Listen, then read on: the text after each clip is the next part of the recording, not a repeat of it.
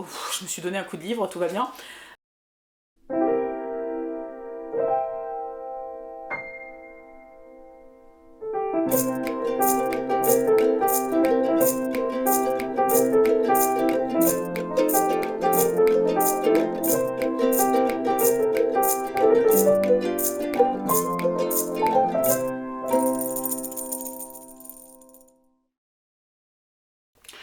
Amis du jour, bonjour et bienvenue dans une nouvelle vidéo sur la chaîne derrière mes binocles. Je rigole parce que nouvelle vidéo mais pas nouvelle tenue. Je me suis dit est-ce que je fais Joe l'arnaque et je me change et on fait genre c'est un autre jour, mais non pas du tout, c'est aujourd'hui que j'ai le temps de filmer, donc c'est aujourd'hui que je filme tout simplement.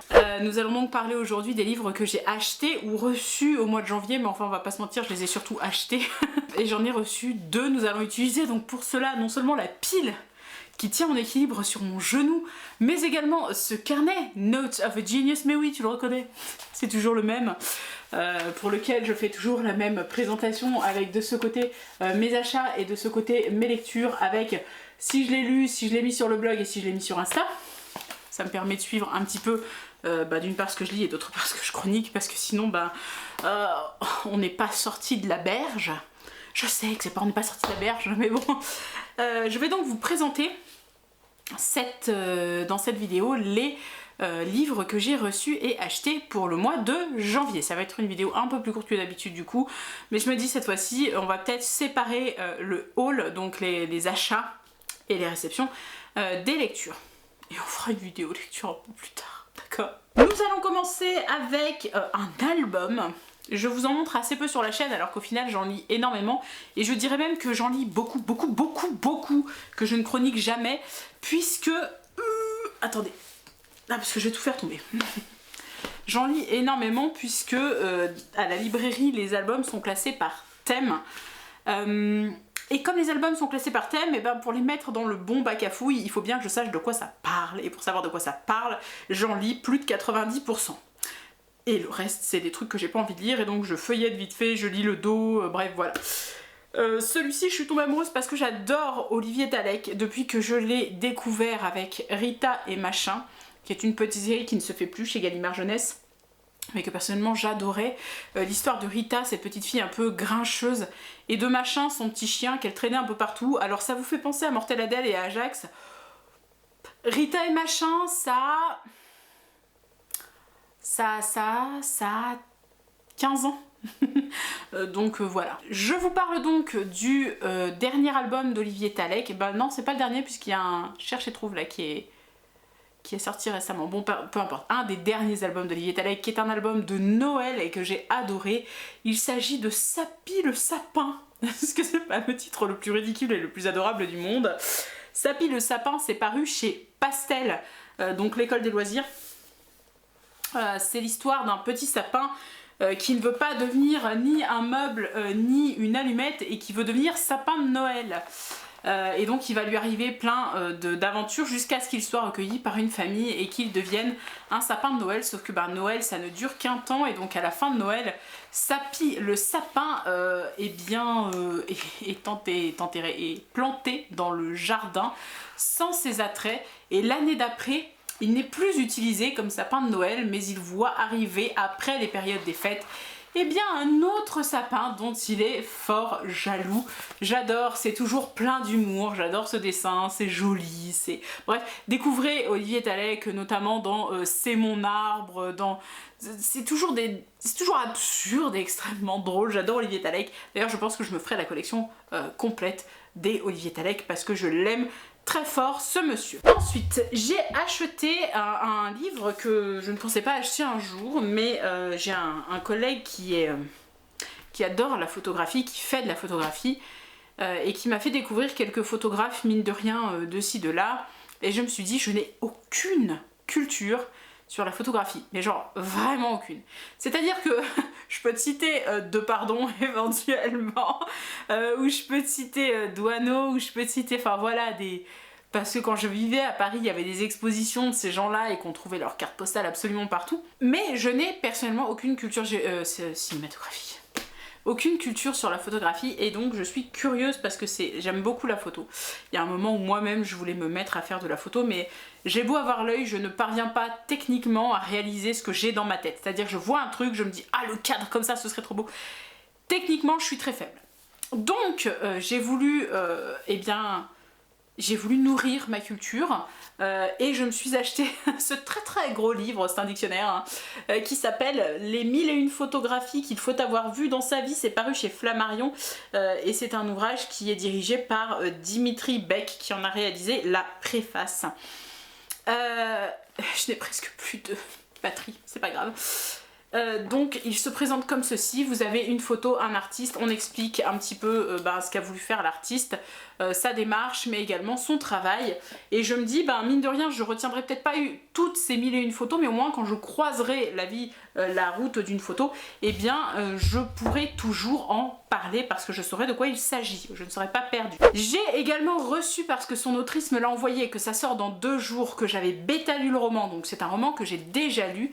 En tout cas pas dans sa version définitive mais je l'ai déjà lu.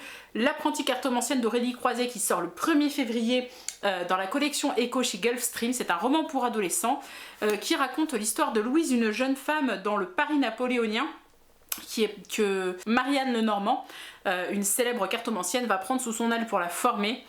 Sauf que Louise est amenée à mener une enquête sans Marianne Lenormand qui a été emprisonnée pour des raisons que je ne vous dévoile pas ici mais que vous découvrirez dans le roman. Donc voilà, c'est une enquête dans le Paris de Napoléon avec toute l'histoire de la cartomancie qui vient se mêler à tout ça. C'est très juste historiquement, c'est humble dans l'écriture mais c'est beau.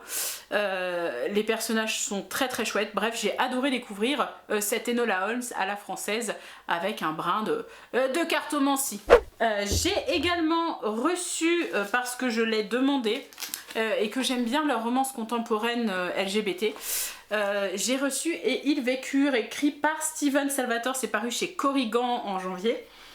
J'avais lu Date Me Bryson Keller chez eux, que j'avais adoré. Là j'ai trouvé que c'était... ça casse pas 3 pattes à un connard, on va pas se mentir, mais c'est l'histoire d'une rencontre entre 2 jeunes garçons. Je crois qu'il y en a un qui écrit et l'autre qui fait du ciné, un truc comme ça. Il y en a un qui est timide et l'autre qui est vachement moins timide, enfin bref, on est un peu dans un truc à la Heartstopper et j'avais envie de cette ambiance là et du coup je l'ai demandé. Et chez Corrigan ils sont toujours vachement sympas parce qu'à chaque fois que je leur demande des trucs ils me disent ok. Donc j'en demande pas 50 mais je sais que quand je les demande je les lis, et là j'en avais très envie et il rejoindra naturellement la table LGBT en juin si jamais il me plaît. Ensuite je me suis achetée parce que j'ai enfin lu la bande dessinée, le tome 1 de la bande dessinée Stand Still Stay Silent. J'ai enfin lu le 1er tome et je me suis acheté le 2e tome parce que ce 1er tome est très dense et c'est pas le moment d'oublier ce que tu as lu dans le 1er tome pour devoir te le refarcir pour lire le 2e tome. Donc je vais essayer de le lire rapidement, en tout cas je l'ai acheté rapidement. C'est paru chez Aquileos, c'est donc le tome 2 de Stand Still Stay Silent de cette autrice Mina Sundberg, c'est une histoire post-apocalyptique où le monde a été frappé d'un virus. Ça me rappelle beaucoup le Covid dans le traitement. Et du coup, il reste très peu de zones où les humains sont encore en vie, ils sont regroupés dans des villes, sauf que sont apparus sur la Terre des créatures énormes, des monstres, et on en voit dans le monde, on va dire, occupé par ces monstres, un petit groupe d'humains qui vont devoir partir en explorateur pour voir dans quel état est la Terre. Super intéressant, génial, enfin on est sur un dessin que personnellement j'aime beaucoup, je sais pas si on le verra, mais on est sur un format un peu comics, mais j'aime beaucoup les couleurs, on dirait... Ouais, c'est joli, c'est fin, donc il faut tourner le livre parfois pour lire. C'est original dans sa mise en page, par contre, oui, effectivement, le lore est assez dense, en tout cas dans le 1er tome. Là, j'ai un peu hâte de voir ce que ça va donner dans le 2e, si ce sera plus léger et qu'on sera plus tourné vers l'aventure, je ne sais pas. Mais en tout cas, c'est super intéressant. Et par la magie du montage, même coiffure, tenue différente, parce que ça y est, j'ai de la batterie. Je vous présente le dernier bouquin que j'ai acheté au mois de janvier. C'est une bricasse, c'est une merveille, c'est un petit trésor que je n'ai pas encore osé sortir de son cellophane. Eh bien, il s'agit de l'intégrale du Seigneur des Anneaux, paru chez Christian Bourgois, au mois de décembre me semblait-il. Oh, je vous montre le jaspage. Faudra qu'on parle vraiment de la fabrication du livre parce que J'en entends de plus en plus dire Spray Jazz. Attention, je vais faire un truc méga élégant. Je vais l'ouvrir avec vous. C'est... tant qu'à faire, autant faire de cette vidéo un événement. Oh la vache! Ils avaient peur qu'on parte avec le bouquin ou quoi? On dirait les Barbie, tu sais, quand tu essaies de les ouvrir à Noël, que le gamin il en peut plus et toi t'es là, mais attends, il y a 800 attaches. Voilà. Donc ça c'est le livre, n'est-ce pas? Il y a là un petit trou dans le papier. Il est magnifique ce papier. Enfin, le papier de la jaquette est superbe. Oh! J'ai un ticket d'or, je ne sais pas. Qu'est-ce que c'est? C'est une carte. Grand Dieu, c'est une carte de la Terre du Milieu au 3e âge. J'ai une carte de la Terre du Milieu au 2e âge. Et j'ai également une carte de la Terre du Milieu avec le trajet qu'ont fait les différents membres de la communauté de l'anneau pour arriver là où ils devaient arriver. Donc on a un magnifique papier et je trouve ça très chouette cet effet. C'est un papier mat assez épais, mais de l'autre côté c'est un papier brillant. Je dirais que c'est un papier couché de l'autre côté, n'est-ce pas? C'est-à-dire qu'il y a une couche de vernis. Attention, j'enlève la jaquette. Rien que pour vous. Pour vous montrer... Ah, c'est un peu décevant, il n'y a que l'œil de ce côté-là. Voilà, donc, magnifique. Noir. Et voilà. Et alors, sur les gardes colorés et gardes collés, on est sur du rouge. Le papier est super quali. Franchement, le livre est très très beau. Il est rouge et noir. C'est magnifique. Et je sais pas comment je le lirai parce qu'il est assez lourd. Mais voilà, c'est le dernier achat que j'avais à vous présenter pour le mois de janvier. En tout cas, à l'heure qu'il est. Ouh, grand Dieu, mais j'ai aussi un... Oh! Attendez, j'ai un autre petit papier à l'intérieur. Ah, c'est la carte du Mordor. C'est même pas la carte du Mordor, c'est le Gondor, le Rohan et le Mordor, c'est la frontière. C'est Ethir Anduin. Ethir Anduin. Ah, pardon, excusez-moi, je regarde mais je vous montre pas. Voilà, donc on a deux cartes. On a la carte de la Terre du Milieu et ensuite on a un zoom sur l'endroit de la Terre du Milieu qui nous intéresse, à savoir cette fameuse frontière entre le Mordor et les comtés, c'est pas des pays, c'est des... voilà, adjacents. Je remets donc tout ça dans mon livre et je suis ravie d'avoir donc obtenu cette magnifique édition. Je regrette à chaque fois quand je vois les... Pardon. À chaque fois quand je vois les éditions Christian Bourgois en français, les intégrales qui se vendent sur Vinted, je les vois à plus de 100 balles, 150 balles alors qu'elles sont pas forcément en super état, que c'est pas des éditions reliées. Après moi qu'elles soient brochées, c'est pas très très grave pour moi, mais enfin les brochées c'est les souples donc, mais le problème c'est que ça s'abîme énormément au niveau du dos, parce que je vous le rappelle, ceci ne s'appelle pas une tranche mais bien un dos. Et du coup bah ça a coûté un peu cher. Donc je le voulais en français avec la nouvelle trad. Je l'ai jamais lu avec la nouvelle traduction. J'avoue que moi j'ai encore l'ancienne traduction avec mes 3 folios juniors que j'avais acheté et à l'époque où le premier film est sorti. Donc ça fait... C'était en 2000, non 2001 je crois. Donc c'était encore l'ancienne traduction, on disait encore la comté, on disait encore Frodon Saquet et on disait encore grand pas. C'est une traduction qui ne me choque pas tant que ça parce que là, enfin Strider pour moi c'est... Enfin grand pas ça marchait vraiment bien. Enfin bref, là n'est pas la question. Je devais faire 3 minutes de vidéo pour conclure ce book haul, et bien j'en ai fait 5 pour vous présenter un bouquin. Je m'arrête donc ici, je cesse de palabrer.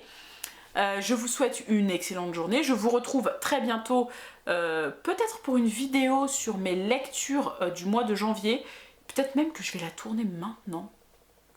Genre, je vais peut-être changer de gilet et genre faire genre, on est un autre jour. On verra bien. Dites-moi ce que vous avez acheté en janvier. Dites-moi si vous avez fait des folies. Dites-moi si vous avez fait un no-buy parce que vous avez fait une indigestion de bouquins.